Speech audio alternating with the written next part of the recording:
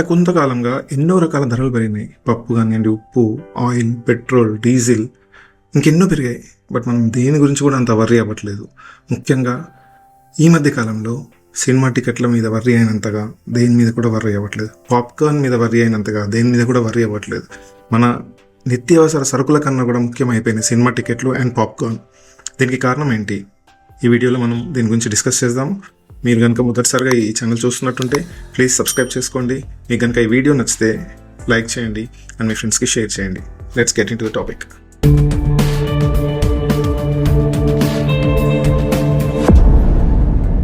ప్రతి ఒక్కరి నోటి నుండి కూడా ఈ మధ్య కాలంలో టికెట్ రేట్లు పెరిగినాయి, పాప్కార్న్ రేట్లు పెరిగినాయి, అందువల్లనే పైరసీ అయింది అని చెప్పేసి చాలా వినపడుతుంది. అసలు అది నిజమేనా? టికెట్ రేట్లు పెరిగినాయా? ఎంత పెరిగినాయి?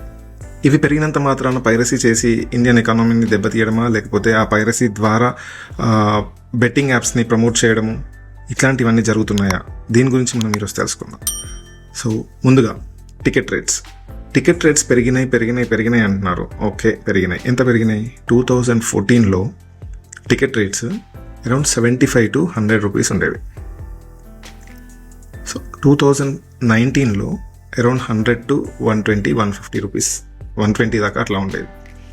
ఇప్పుడు 150 to 200 రూపీస్ ఉంది సింగిల్ స్క్రీన్స్ థియేటర్లలో.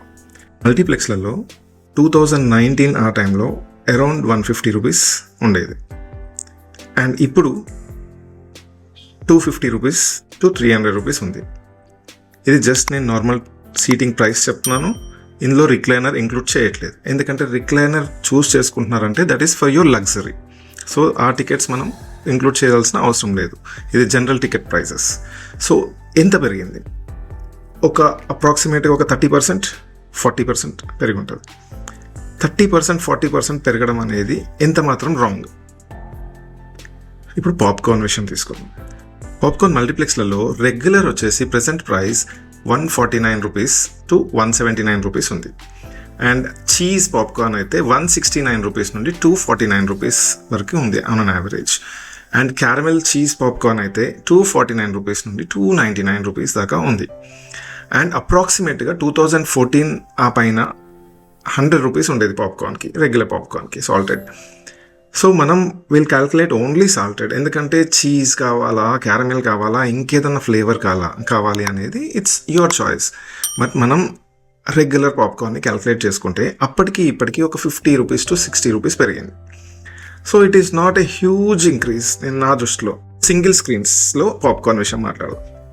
సింగిల్ స్క్రీన్స్లలో ఈ రోజైనా ఆ రోజైనా ఆల్మోస్ట్ ఒక 10-20 రూపాయలు, 30 రూపాయలు డిఫరెన్స్ తప్పితే అంతే ఉంది. సింగిల్ స్క్రీన్స్లలో పాప్కార్న్ రేటు పెరగలేదు. సో రేట్ల విషయం మనం ఈరోజు మాట్లాడుకోవడానికి గల ముఖ్యమైన కారణం ఇమ్మడి రవి. అసలు జనాల దృష్టిలో ఈ రేట్లు, లేదంటే హీరోల రెమ్యూనరేషన్లు, బడ్జెట్లు ఇవన్నీ రావడానికి గల కారణం ఏంటి? దీనికి ముఖ్యమైన కారణం ఇమ్మడి రవి. 2019లో ఎప్పుడైతే తను ఐబొమ్మ స్టార్ట్ యాక్చువల్గా ఐబొమ్మ చాలామందికి తెలిసి 2019లో స్టార్ట్ అయింది అనుకుంటారు. బట్ ఏంటంటే ఐబొమ్మ 2019లో కాదు, చాలా అంతకన్నా ఒక 5-6 ఇయర్స్ ముందే స్టార్ట్ చేశాడు. బట్ ఏంటంటే 2019 నుండి చాలా యాక్టివ్గా ఉంది ఐబొమ్మ. సో ఈ ఐబొమ్మ ఎప్పుడైతే 2019లో స్టార్ట్ అయిందో అప్పటి నుండి కూడా కంప్లీట్లీ పైరసీ చేస్తూ వస్తున్నాడు.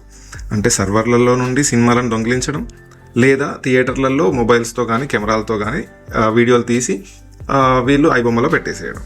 సో ఒకప్పుడు ఈ కెమెరాలతో తీయడము, మొబైల్స్తో తీసి పెట్టడం అనేది, డిజిటల్ కెమెరాలతో తీయడం అనేది చాలా ఎక్కువగా ఉండేది. దానికి సంబంధించి రీసెంట్గా ఒక 5గురిని అరెస్ట్ కూడా చేశారు. అందులో అశ్విని కుమార్, కిరణ్ కుమార్ జానా లాంటి వాళ్ళు ఒక 5గురు ఉన్నారు. సో ఆ వాళ్ళని అరెస్ట్ చేసిన టైంలో కూడా యాక్చువల్గా మనం ఏదైతే ఇప్పుడు ఇమ్మడి రవి గురించి మాట్లాడుతున్నామో దానికి సంబంధించిన ఐబొమ్మ ఒక పోస్ట్ పెట్టింది. ఏంటంటే, నా దగ్గర 50 లక్షల మంది డేటా ఉంది, నన్ను పట్టుకోవడానికి ట్రై చేస్తే నేను ఏం చేస్తానో మీకు తెలియదు అనే ఒక బ్లాక్మెయిల్ చేసే డేటా మెసేజ్ చేయడం జరిగింది. ఇప్పుడు మీరేం చెప్తారు?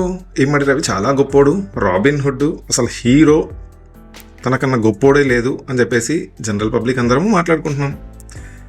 50 లక్షల మంది డేటా దగ్గర పెట్టుకొని బ్లాక్మెయిల్ చేసేవాడు హీరో ఎట్లయితాడు? ఆలోచించండి. నేను ఆయనని రాంగ్ అంటలేను, ఆయన రైట్ అని కూడా అంటలేను. అది మీరే డిసైడ్ చేయండి. మీరు కమెంట్ చేసి చెప్పండి. 50 లక్షల మంది డేటాని పెట్టుకొని బ్లాక్మెయిల్ చేయడం, అంటే గవర్నమెంట్ని బ్లాక్మెయిల్ చేయడం అనేది కరెక్టా రాంగా, అది మీరు కమెంట్ చేసి చెప్పండి. ఈ 50 లక్షల మంది డేటా తన దగ్గరికి ఎట్లా వచ్చింది? అది ఐబొమ్మ ద్వారా వచ్చింది.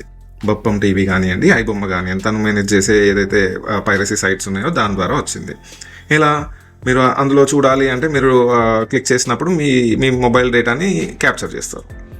సో తను మీకు ఫ్రీగా సినిమా చూపిస్తుందని చెప్పేసి మీరు అనుకుంటున్నారు, కానీ మీ దగ్గర నుండి మీ డేటాను ఫ్రీగా తను తీసుకుంటున్నారు. ఈ డేటా తీసుకొని మల్టిపుల్ కంపెనీస్కి అమ్మేస్తున్నారు. ఈ మల్టిపుల్ కంపెనీస్కి అమ్మడం వల్ల తనకు లాభం ఏంటంటే తను రెవెన్యూ మనీ జనరేట్ చేసుకుంటున్నాడు, మనీ కోసం అమ్ముకుంటున్నాడు. అండ్ ఆ కంపెనీస్కి లాభం ఏంటంటే ఆ కంపెనీస్ మీ డేటా ద్వారా మీకు మార్కెటింగ్ కాల్స్ కానివ్వండి, లేదా ఫ్రాడ్ కాల్స్ కానివ్వండి, లేదా ఎలాంటి కాల్స్ అయినా కానివ్వండి, మిమ్మల్ని ఇబ్బంది పెట్టే కాల్స్, మీ మార్కెటింగ్ ఏదైనా కానివ్వండి, మీకు కాల్ చేస్తారు, మిమ్మల్ని కన్విన్స్ చేసి ట్రై చేస్తారు. ఆ రకంగా చాలామంది లాస్ కూడా అవుతారు. సో మీ డేటాని అమ్ముకొని మిమ్మల్ని లాస్కి గురి చేసేటోడు నిజంగా రాబిన్ హుడ్డా, హీరోనా? తనకు తప్పు ఉందా లేదా కమెంట్ చేసి చెప్పండి. ఇంకొకటి, ఐబొమ్మ సైట్ ద్వారా చాలా బెట్టింగ్ యాప్స్ ప్రమోషన్ జరిగింది. అంత బెట్టింగ్ యాప్ ప్రమోషన్ జరిగినప్పుడు నా అన్వేషణ అనే అతను ఇంతమందిని వేసుకున్నాడు. మీ అందరికీ తెలుసు, మీ అందరికీ నా అన్వేషణ కూడా తెలిసే ఉంటాడు. చాలామందిని హీరోల దగ్గర నుండి వీళ్ళు చేసిండ్రు, వాళ్ళు చేసిండ్రు అని చెప్పేసి ఎన్నో ఎన్నో ఎన్నో ఎన్నో వీడియోలు పెట్టిండు. అండ్ సజ్జనార్ గారు కూడా పర్సనల్గా ఇంటర్వ్యూలు ఇచ్చేసి దాని గురించి రియాక్ట్ అయ్యిండు. సో అట్లాంటప్పుడు బెట్టింగ్ యాప్స్ తప్పే కదా. సో బెట్టింగ్ని ప్రమోట్ చేసిండు ఐబొమ్మలా అంటే అది మిస్టేకే కదా. సో ఆ మిస్టేక్ అన్నప్పుడు తనని అరెస్ట్ చేయాలి కదా. అప్పుడు తను రాబిన్ హుడ్ ఎట్లా అయిండు? తను హీరో ఎట్లా అయిండు? సో రాంగ్ చేసిన వాడు హీరో అవుతాడా? ఇదంతా నిజం చెప్పాలంటే ఒక రకంగా సినిమాలది కూడా తప్పే అండి. ఎందుకంటే ఇప్పుడు మనం రీసెంట్గా పుష్ప చూసాం.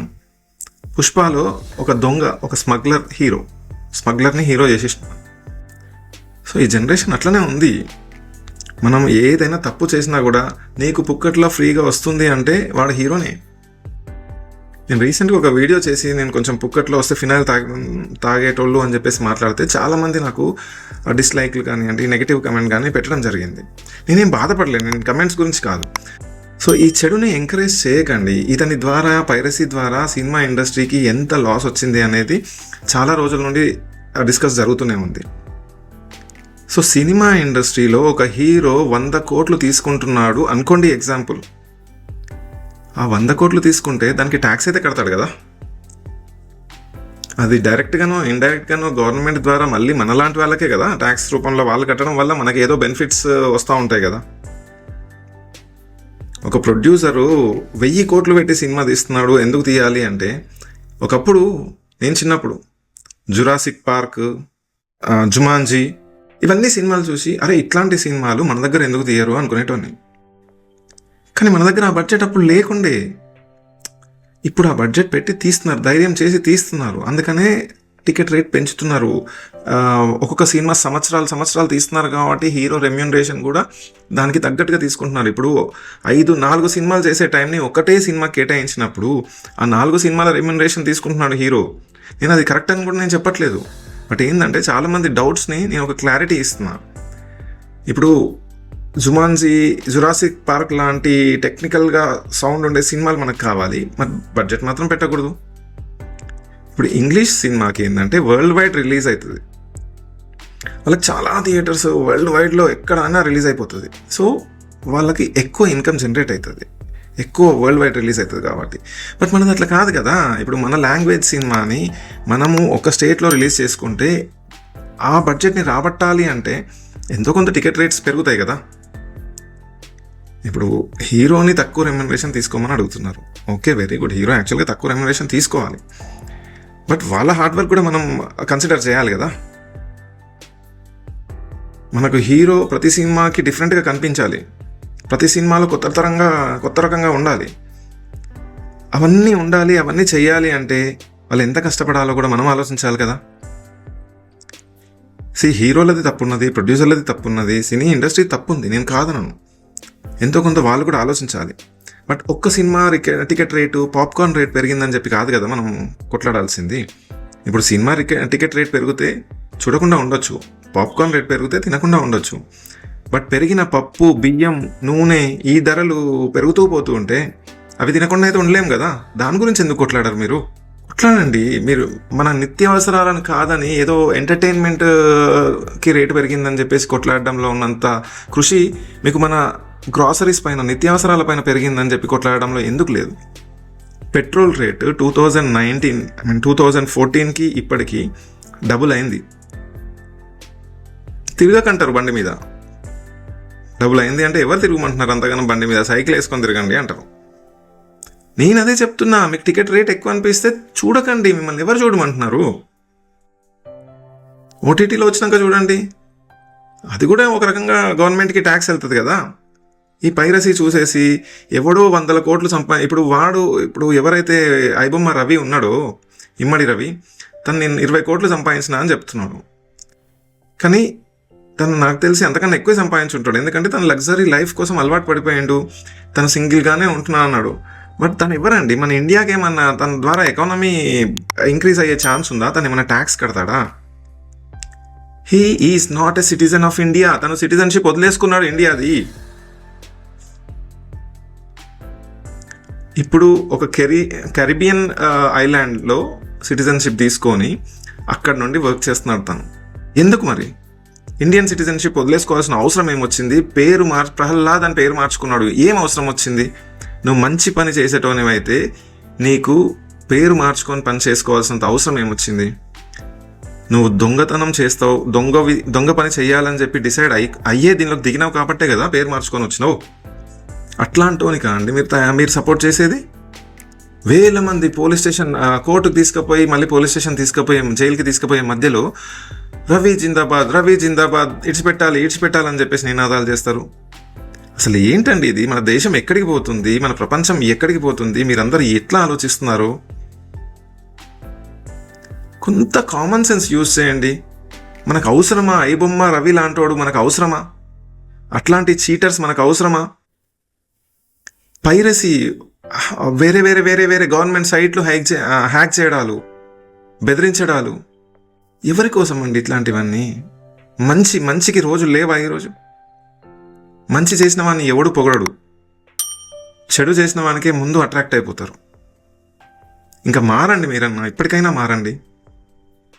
ఇట్లాంటివన్నీ మనకు వద్దండి. ఇట్లాంటి ఐబొమ్మ రవి వాళ్ళని, ఇలాంటి వాళ్ళని ఎంకరేజ్ చేయకండి. మీకు సినిమాలు చూడాలనిపించకపోతే చూడకండి, అంతేగాని ఇట్లాంటి వాళ్ళని మాత్రం ఎంకరేజ్ చేయకండి ప్లీజ్. అండ్ ఇంకొకటి, ఐబొమ్మలో కాపీరైటెడ్ సైట్లలో చూస్తే థియేటర్లో చూసిన మజా వస్తుందా అండి మీకు? ఆ వైబ్ ఉంటుందా? థియేటర్లో వచ్చే వైబ్. మీరు జస్ట్ ఒక సినిమాకి స్పెండ్ చేసే డబ్బుల గురించి ఆలోచిస్తున్నారు, ఒక పాప్కార్న్ గురించి ఆలోచిస్తున్నారు. కానీ మన దేశంలో పెరిగే ఎన్నో రకాల గ్రాసరీస్ గురించి, నిత్యావసరాల గురించి ఆలోచించండి. గోల్డ్ రేట్ ఎక్కడికి వెళ్ళిపోయిందో చూసారు కదా. గోల్డ్ రేట్ పెరిగిపోయిందంటే గోల్డ్ కొనుక్కోకు, ఎవడు కొనుక్కోమన్నాడు గోల్డ్, నీ గోల్డ్తో పని ఏముంది అంటారు. సేమ్ నేను కూడా అదే అడుగుతా, గోల్డ్ వద్దు నాకు. బట్ సినిమా కూడా మనకు అవసరం లేదు, అంత ఖచ్చితంగా చూడాలి అని ఏం లేదు కదా. మనకు రేట్ నచ్చితే చూద్దాం, లేకపోతే వదిలేద్దాం. మీకు కంఫర్టబుల్ అనిపించినప్పుడు 2 సినిమాలు చూసే కాడ ఒక సినిమా చూడండి. Please encourage quality movies, don't encourage piracy. And ఇట్లాంటి ఇమ్మడి రవి లాంటి వాళ్ళని మీరు ఎంకరేజ్ చేయడం వల్ల ఇంకొకడు పుట్టుకొస్తాడు. So please don't try to encourage such kind of people. Thank you. మీరు ఇప్పటిదాకా చూసిందంటే మీకు ఎంతో కొంత నచ్చే ఉంటుంది నా వీడియో. సో ప్లీజ్ లైక్ చేయండి, మీ ఫ్రెండ్స్కి షేర్ చేయండి, అండ్ ప్లీజ్ సబ్స్క్రైబ్ చేయడం మర్చిపోకండి. Thank you for watching the video.